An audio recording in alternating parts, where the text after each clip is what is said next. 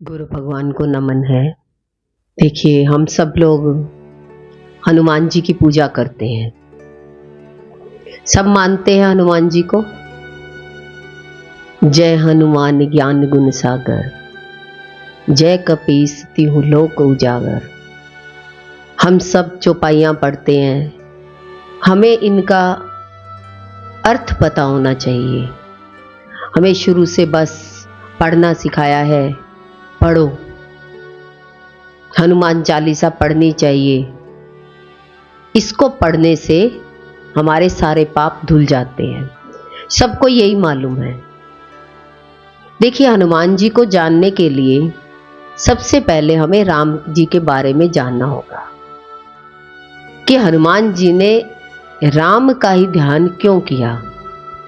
राम के बारे में नहीं जानेंगे तब तक हम हनुमान की भी पूजा नहीं कर पाएंगे, हनुमान जी की भी पूजा नहीं कर पाएंगे। हनुमान जी किसके प्रतीक हैं? ज्ञान के। जब तक हमारे जीवन में ज्ञान नहीं होगा तब तक हमारी भक्ति सफल कैसे हो सकती है? उन्होंने तो चौपाई में लिख दिया, पहले ज्ञान। पहले शरीर भाव में ही देखकर पूजा करने लगे। शरीर तो प्रकृति है, तो बताया कि राम ब्रह्म है। हनुमान जी ने ब्रह्म की पूजा करी। ब्रह्म निराकार है। शरीर क्या है? प्रकृति है। और प्रकृति का धर्म होता है सारे कामकाज शरीर के। पर हनुमान जी ने तो कौन से काज करे? राम काज। राम के कार्य संभाले सारे। हम कहते हैं कि हमने तो कार्य को समझ लिया कि घर के काम ही सब कुछ भगवान है। पर हनुमान जी ने तो सारे राम जी के कार्य करे। इसका मतलब तो हमने हनुमान चालीसा को समझा ही नहीं। हमने तो पढ़ने से मतलब है। जैसे एक बच्चे को स्कूल में भेजा जाता है तो क से कबूतर, ख से खरगोश, तो किसकी विद्या दी गई? जानवरों की, प्रकृति की। ऐसे ही हमने भी सारे कामकाज अपने घर के ही मान लिए, यही भगवान के काम है। भगवान ने भी तो करे। देखिए, भगवान ने तो राम के काम करे, धर्म के काम करे। राम के काम क्या थे? राम जी के लिए सागर, सागर को लांघ गए। राम जी के लिए ही पहाड़ उठा के ले आए।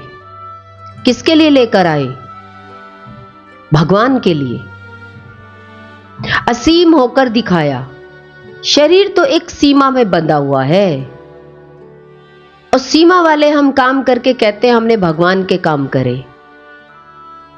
पर हनुमान जी का सागर को लांघना, सागर को पार करना, पार करने से मतलब क्या था उनका? अपनी शरीर की प्रकृति से ऊपर उठकर काम करना। हम तो सारे काम एक शरीर के मानते हैं, पर शरीर से ऊपर उठकर काम करे उसे कार्य कहा जाता है। पर शरीर से ऊपर उठकर कौन कौन से काम करे आपने? आप कहते हैं हमने तो घर में सुबह से लेकर शाम तक सारे काम संभाले।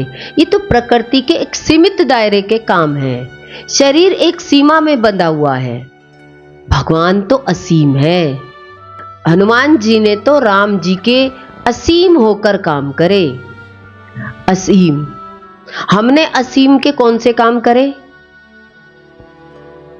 हम घर के कार्य क्षेत्रों में ही कहने लगे यही भगवान के कार्य है। नहीं, भगवान हमें कहते हैं कि काम वो अच्छे हैं जो धर्म की तरफ गए हों। धर्म की तरफ चलकर जो काम किया वो कार्य है। उसके लिए चाहे आपको मृत्यु भी देनी पड़ी, मरना भी पड़ा, तो वो काम है।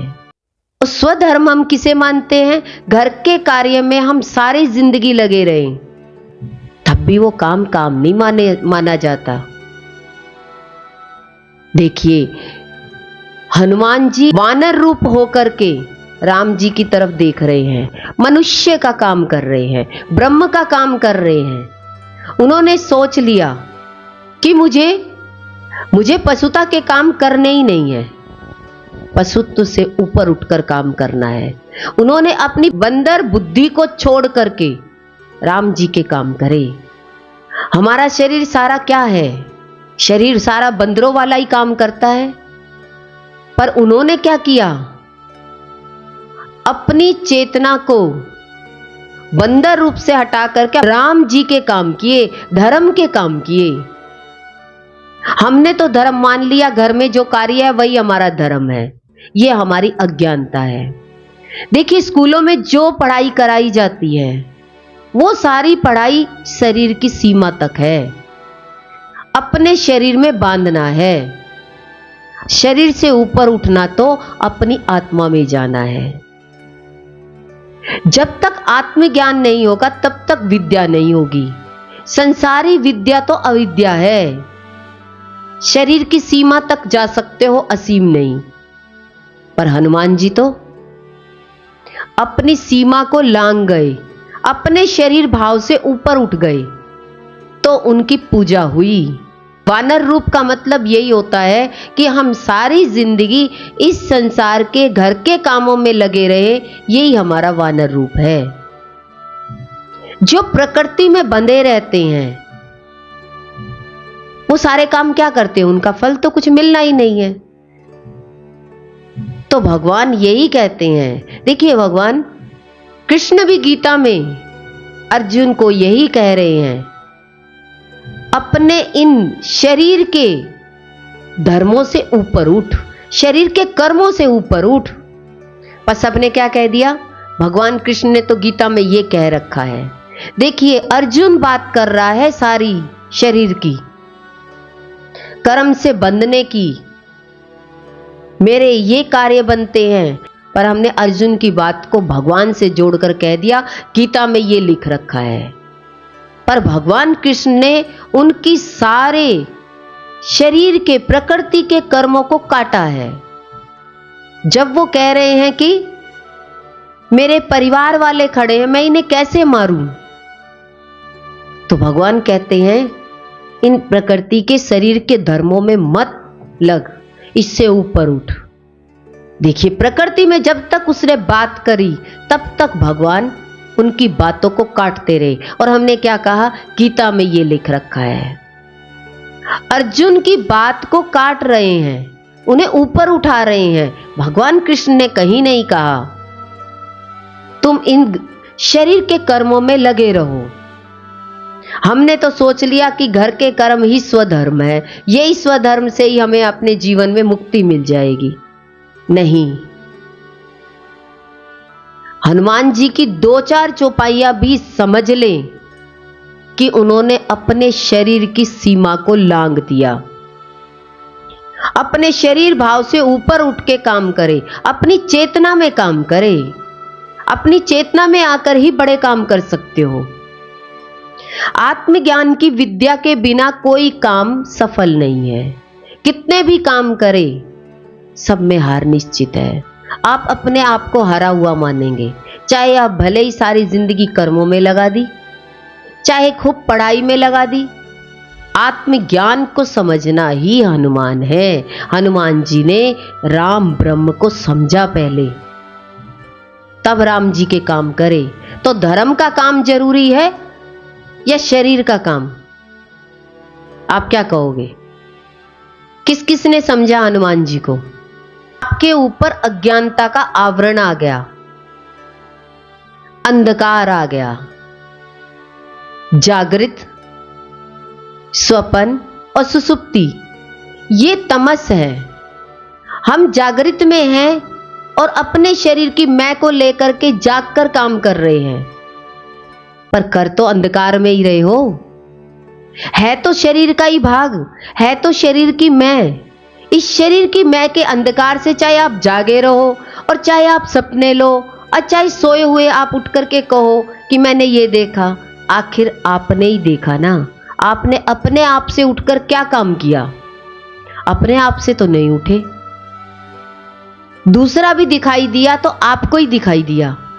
ये अज्ञानता है, ये ज्ञान है। ये अज्ञानता है, ये अंधकार है व्यक्ति का, ये अनपढ़ता है, ये अंधविश्वास है। अब चौपाई को तो समझने में तो बुद्धि चाहिए, पर हमारी तो अनपढ़ता वाली बुद्धि है ना। किसी ने जो कह दिया उसी को हमने स्वीकार कर लिया। अब आप अपनी बुद्धि को समझाओ कि आप अज्ञानी हैं या ज्ञानी हैं। ज्ञानी ब्रह्म को जानेगा, निर्गुण निराकार रूप को जानेगा, राम ब्रह्म को जानेगा।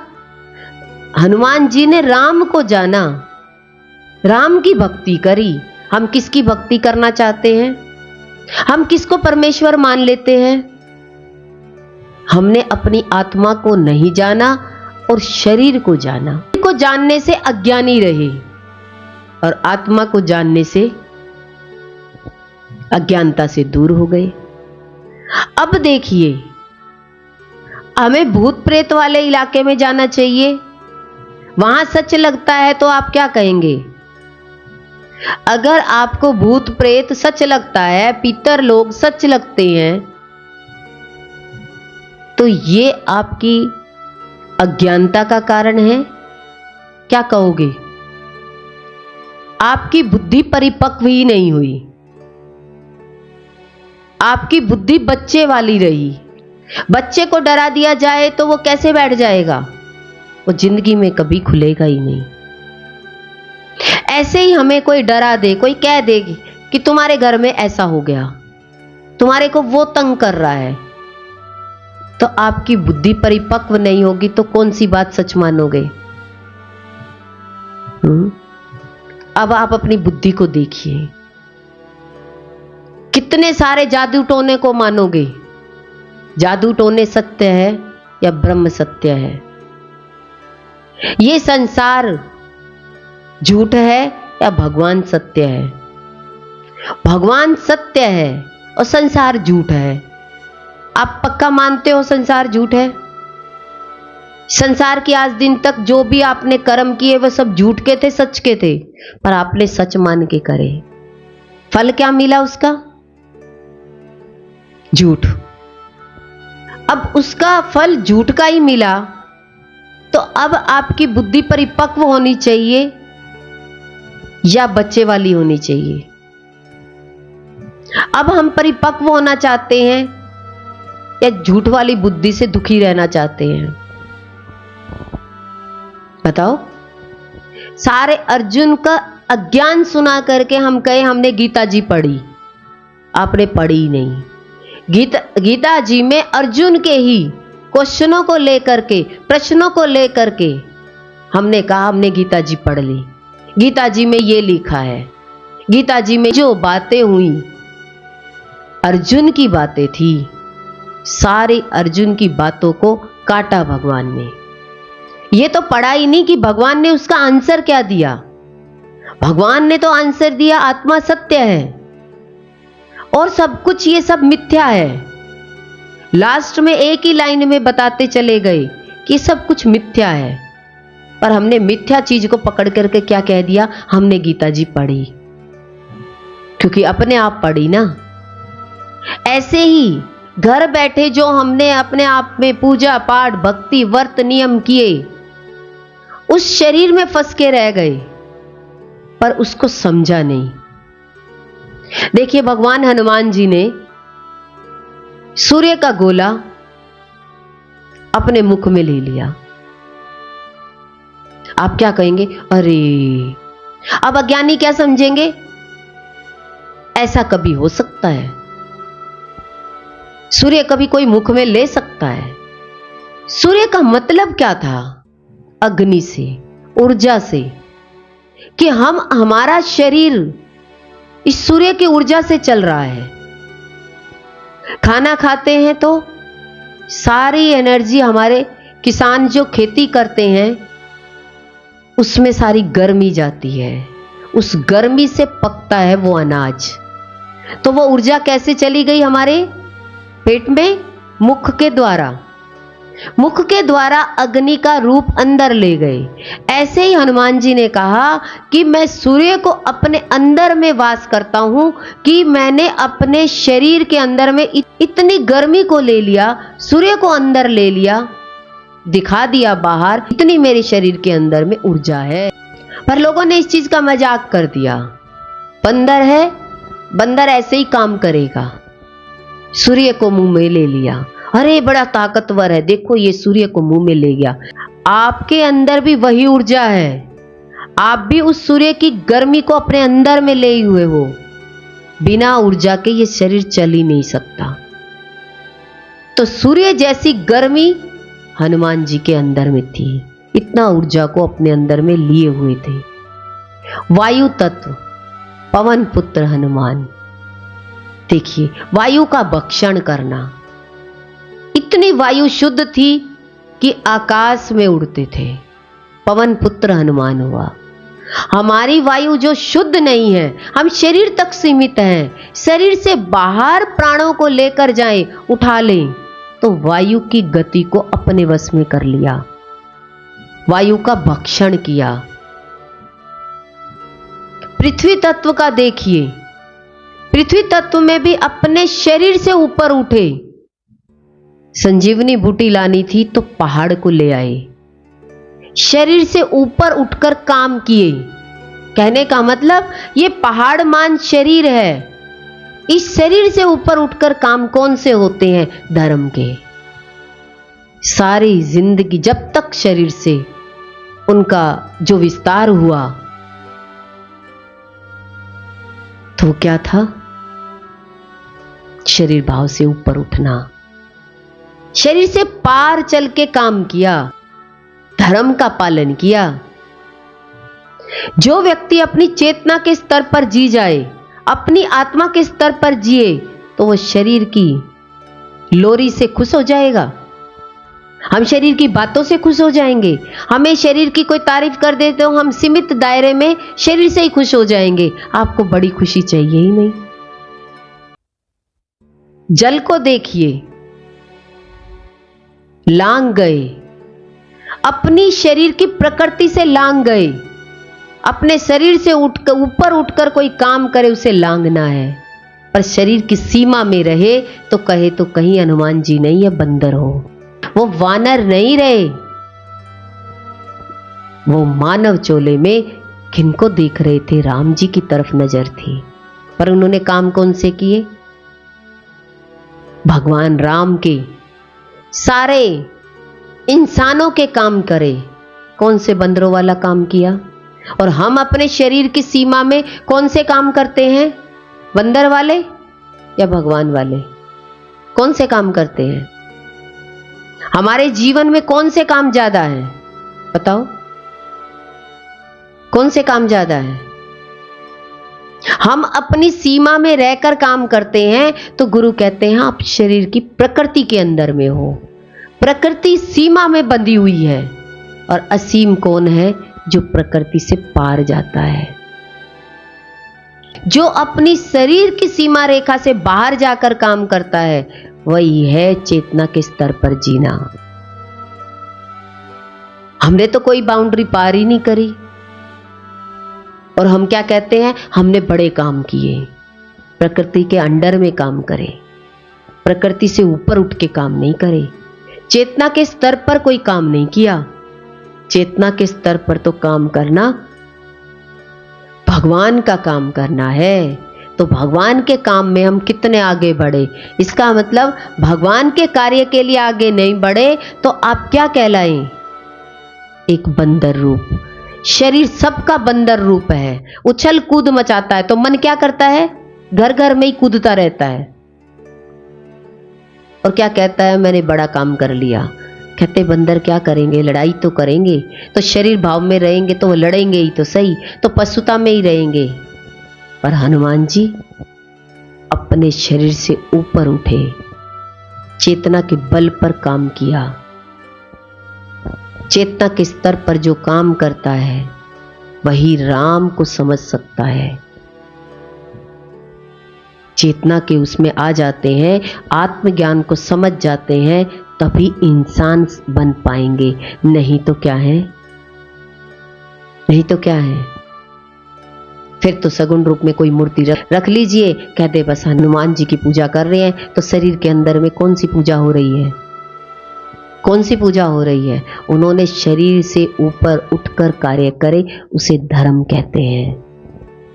तो अब देखो अपने जीवन में धर्म कितना किया। सुई की नोकमान भी धर्म किया, तो क्या हम हनुमान जी को समझ पाएंगे?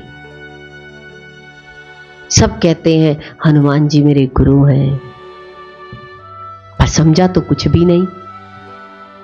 श्री गुरु चरण सरोज रज, श्री का मतलब क्या था? शिव। ज्ञान, जब तक ज्ञान नहीं होगा तब तक आप इस सीमा को पार कर ही नहीं सकते। शरीर से पार जाने के लिए हमें शिव का ज्ञान चाहिए।